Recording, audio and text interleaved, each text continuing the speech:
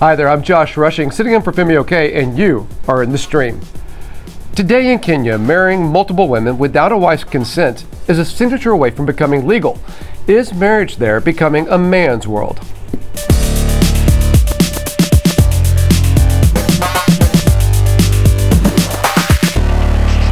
As always, our digital producer, Malika Bilal, is here looking out for your live feedback. Malika, I bet the community has something to say about this one. Yes, and you're right. They like to talk about polygamy. We've done actually a show on polygamy, so I want to give you a little bit of the taste of what people online are saying. This is Ruben. He mentions on Twitter, in Kenya, polygamy is a widely accepted practice, so he sees no threat to its traditional values with this bill. But of course, this show is specifically on the woman's right to consent to these type of marriages. So we want your thoughts on that. Whether you're from Kenya or not, join the discussion with hashtag AJStream. Hey, I'm Brian Koyo, a social worker and blogger from Nairobi, Kenya, and I'm in the street. When you marry an African woman, she must know the second one is on the way, the third one is on the way, the fourth one is on the way, Mr. Speaker.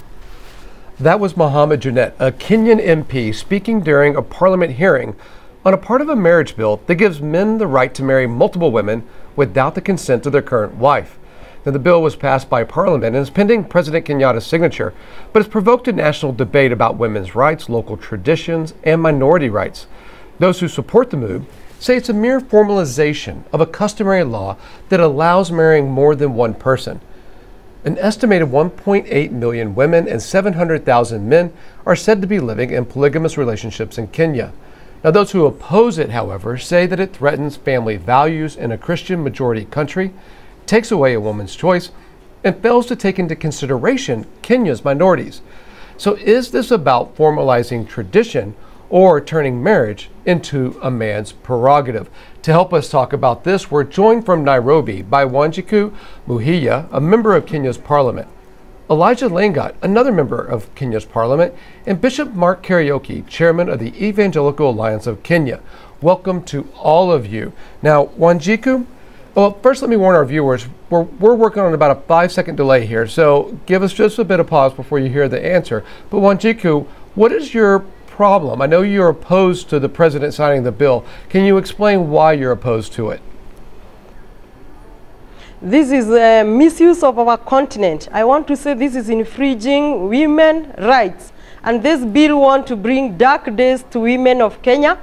And I want to say that there is no tradition here. The name customary marriage, yes, it is traditional, but the old days when our grandfathers had customary marriage, they always consulted, and even wives went for the second wife. But this is a tradition in a back door. It's a tradition claimed, but in a back door. So this is wrong, it's dark days, it's infringing women's rights, it's even unconstitutional, because our constitutional Article 45(2) clearly speaks and stipulates that each member in a marriage has to have a right to consent the marriage. Again, with the economy of our country, it is going to put our economy at stake, because most women contribute to a very high percentage of economy in our country. And once they know that another woman can come, then the women will sit back and relax. They will not contribute to the economy of this country. So holistically looking at this issue, it's really terrible, and men should reverse this thinking, which is really of very old days at 21st century. Elijah, why should the first wife not have to consent to additional wives? Yes. With me, I think I agree. In Kenya, I support the bill, and in Kenya, there is 5 type of marriages. We have the Christian marriage, we have the civil marriage, we have the customary marriage, we have the Islamic marriage, and we have the Hindu marriage. Now, the Christian marriage allows only one wife, and there's no second wife. The civil marriage allows only one wife. The customary marriage allows many wives. The Islamic marriage allows many wives, and it can also allow one wife. You go to the Hindu, it allows only one wife. Now, for one to be married where she is, It has to be her own choice. When somebody is married by customary marriage, she must expect the husband to have as many wives as he wants. But if someone is married in the church, then it's only one wife. If someone is married in the civil marriage, then that person knows she has to be the only wife. And also in Hindu. But it is only the Islamic and customary that provides polygamy. Yes, but we're focusing in today, Elijah, on the fact that the first wife doesn't have to consent for the husband to bring home additional wives. Why shouldn't the first wife have a say?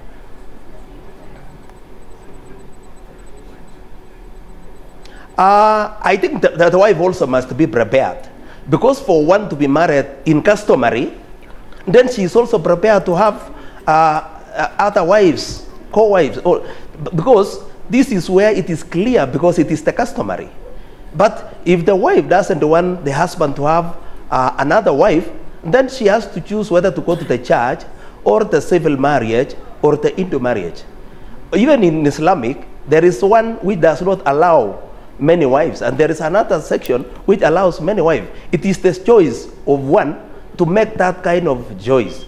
And by getting married in customary, we also want to allow those who want to have many wives, we want to give them a freedom, so that we don't deny people their own rights. And I think it is clear by Bill of Rights, we want to give everybody his own rights. Well, Bishop Karaoke, you know, it's interesting what Elijah's saying. He's saying that women still have the choice. They have the choice on which way they get married. Online, people aren't necessarily agreeing with that. Madi Tao on Twitter says, I'm a young Kenyan girl, and I feel that this polygamy bill reduces women to mere property. On the other hand, though, have a look at this tweet, Mark. This person says, this bill should come as a relief to the women. There's no more suspicion and no heart problem. And that's followed up with this tweet by someone who explains what he means by this should come as a relief. Fauz on Twitter says, one of the pros of this bill is that illicit affairs and concubines will be no more. So people are saying infidelity, adultery will be no more because men can marry their extra wives. What do you have to say to that? You see, when somebody talks about that, what they are doing is they are legalizing infidelity. And it is very, very unfortunate because our parliamentarians did not think, they think that the woman does not have a right. And when they were passing the bill, they just thought about the men. That's why they say that a woman agreeing to be married in the traditional customary marriage should be able to know that another one is coming, which is not right. It is denying the woman her right of choice. It is the woman has a right to choose, and not just to be pushed into a communion of many other people that she did not choose. So first of all, if there was to be polygamy, then the consent of the woman is very, very vital. It's very crucial. And then number two, they should also understand that she has equal rights. According to the Constitution, she has equal rights with the men. So if the man says that he can marry 10 wives, then the woman should also have the same rights to marry 10 men. Well, I think not everyone agrees with you on that. Let me bring in a comment made by the chairman of the Parliament's Justice and Legal Affairs Committee. Here's what he had to say about the bill. When a man seeks to get married to a second or a third wife, they do not seek the consent of the first wife. You take a few wazee, take them to where you decide to bring the wife from, and the next day you come with the wife. And that is our culture, those are our customs, which we cannot run away from. So Bishop, is it, and are you, I know you're presenting the Christian point of view on this, but I'm also interested, are you presenting a point of view that is against or different than Kenyan customs? Because that's what he was saying, that it's just our custom here.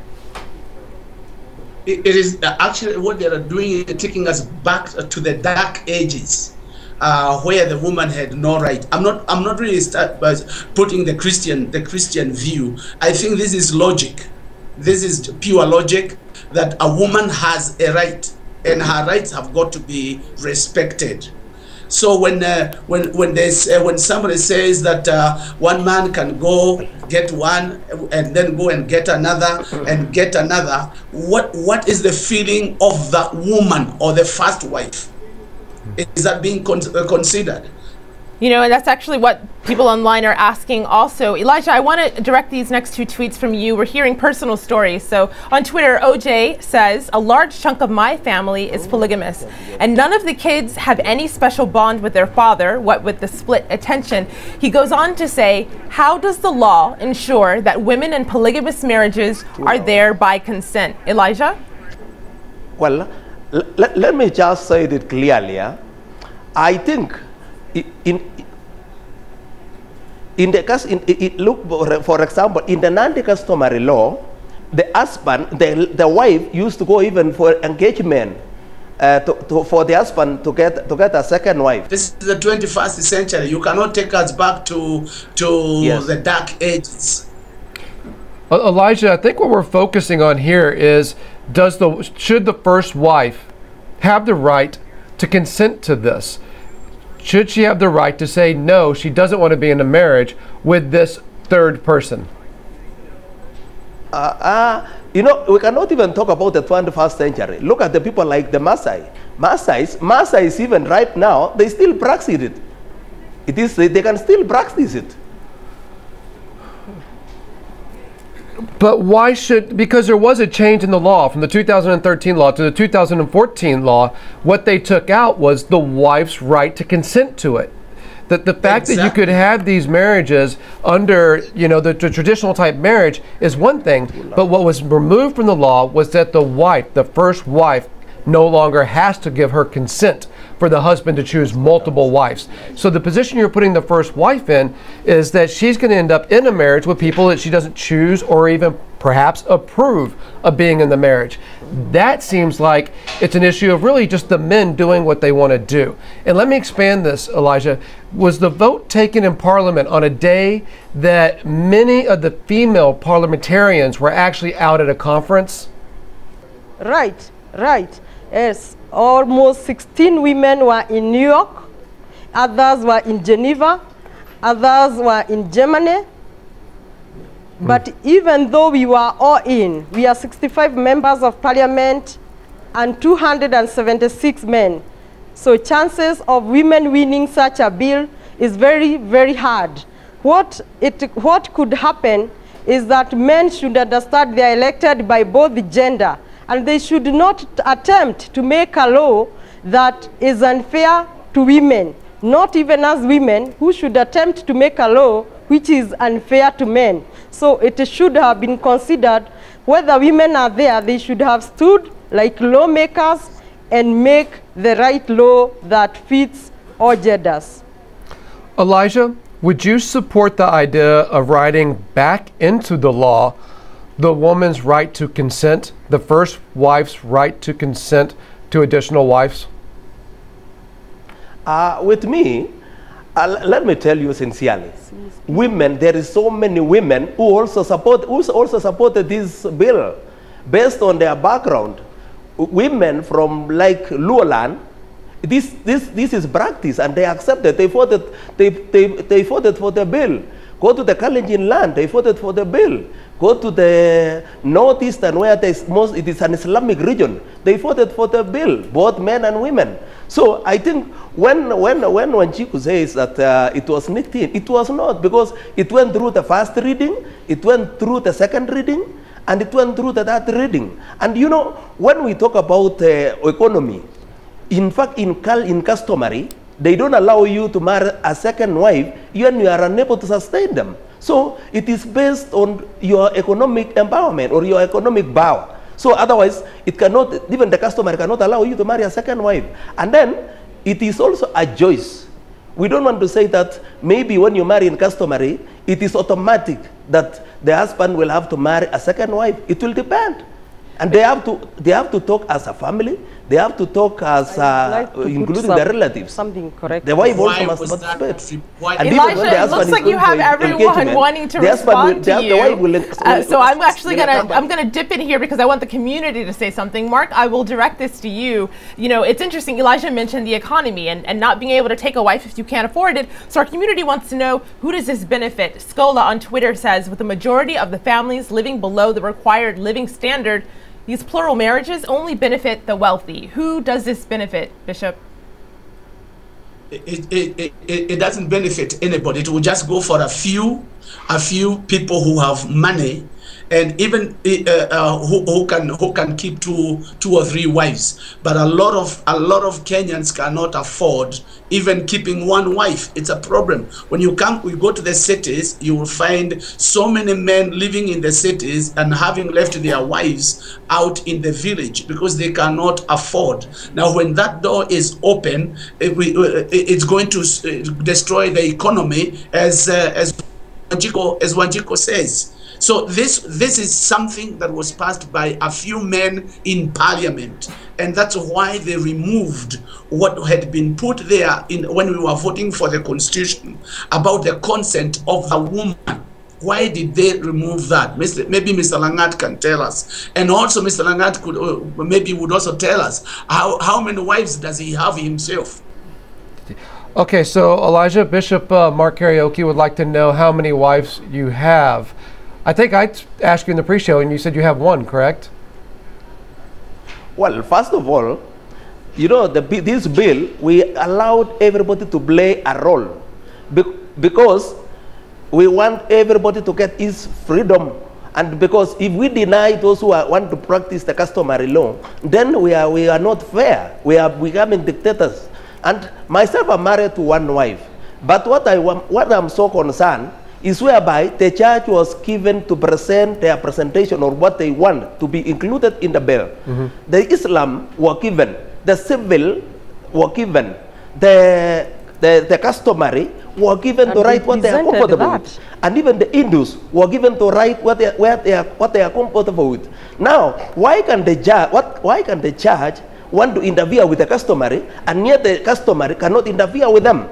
So it is not being fair, because we want bill of rights to be felt by everyone. Can I interrupt? Mr. Elijah, Can I? Yes. Well, let's go to Wanjiku. Hold on, Bishop Mark. Let's go to Wanjiku because we haven't heard from her in a while, and she wants to interrupt her. Go for it. Yes. I want to put record straight, and I want to correct my colleague Langat. First, he mentioned that this bill is supported by other women. That's not true. No woman in parliament supported this. And the issue of saying that women support this bill from Luo Place, from Kalenjin Place, is not true, because the women in parliament are the women representatives. So we represent the views of those women. And since we didn't bring such views, then that is not correct. The other issue is, yes, the church was given a possession. But this church brought this possession, which was in this bill. The church confirmed that it was right for a woman to give a consent, but this is what was removed. So the church did its part. So the parliamentarian men should not blame that the church is coming to interfere with the customary, because the church did its part and it placed the right bill, speaking of informing the other wife. The other thing I want to mention to my colleague, this is not customary. What they are practicing is neither there nor there. It's not customary, it's not tradition. Because tradition or customary, which was practiced before, we are very clear in our minds, out of experience of our grandfathers, that these women used to be informed. So again, I want to mention very clearly that my colleagues say that a woman can choose which marriage she wants. That is not true. Women in Kenya have not gotten that capacity to decide, and more so marriages for two people to decide. So if the man decides customary and I decide the church, most likely we shall go the man way. So that capacity is lacking, and so men want to subject women to go to customary marriage, because that that leeway. They have that leeway because women in Kenya have not gotten that empowerment to be able to decide and even guide.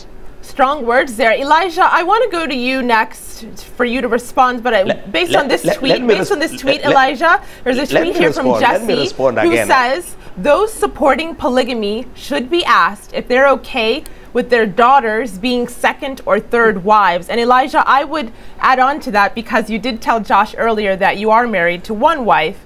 What your wife would say if you brought home a second wife without her consent? No, myself, I cannot marry a second wife because I'm married in the church, and the judge does not allow you to marry a second wife. So, unless if I want to marry in the customary, I have to divorce my wife, then marry again in the customary. So, it is clear because it is protected in this same constitution. And I also want to tell my colleague that this bill has raised the status of women because women, the Kamui's day is no longer there.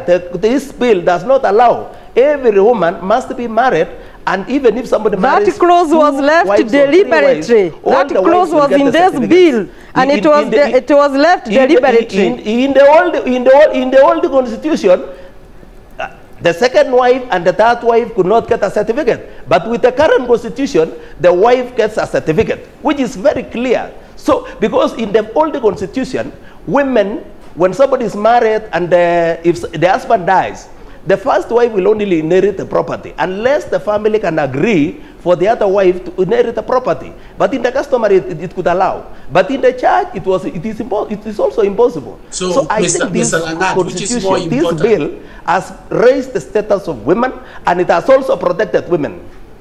Mr. Langat, which is more important? It has not raised. It has deemed. It has deemed. Okay, so that's all the time we have for today's show. But before we let you go, Malika has some other stories that we're following.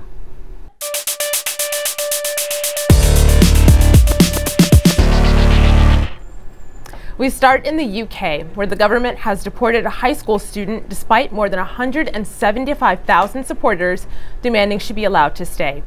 19-year-old Yashika Bagirathi fled Mauritius with her family in 2011 to seek asylum, but she was detained on March 19th of this year. Her classmates and teachers rallied to fight her deportation using hashtag #FightForYashika, circulating an online petition. But on Wednesday, she was deported on an Air Mauritius plane. Student Daniel Stevens left a sign outside the British Home Office reading, "We will always remember. We will never forget. We will continue to fight for Yashika." Next to Nigeria, where a stampede that killed at least 17 job seekers has protesters calling for Interior Minister Abba Moro to resign. Moro apologized for their deaths, which occurred when tens of thousands turned up to apply for fewer than 5,000 jobs. On Wednesday, a small group of protesters rallied to call for Moro's removal. They brought mock coffins to mark the applicants who died. Protest organizers were detained for several hours by security before being released. A protest organizer wrote on amujua.com, "On the 15th of March, it wasn't us. But on the next recruitment exercise, it could be any one of us. We're protesting to remind you people died because of the greed of a few." Our thanks go to both Ogo Patrick and Ndima Omorin for pitching this story. And if you have a story idea, tweet us at #AJStream. Josh? Thanks, Malika. All right, I've got just enough time to tell you about Monday's show. Canada's Indigenous are on the verge of a food crisis. Now, do the Inuit have to sacrifice their culture to survive? Until then, we'll see you online.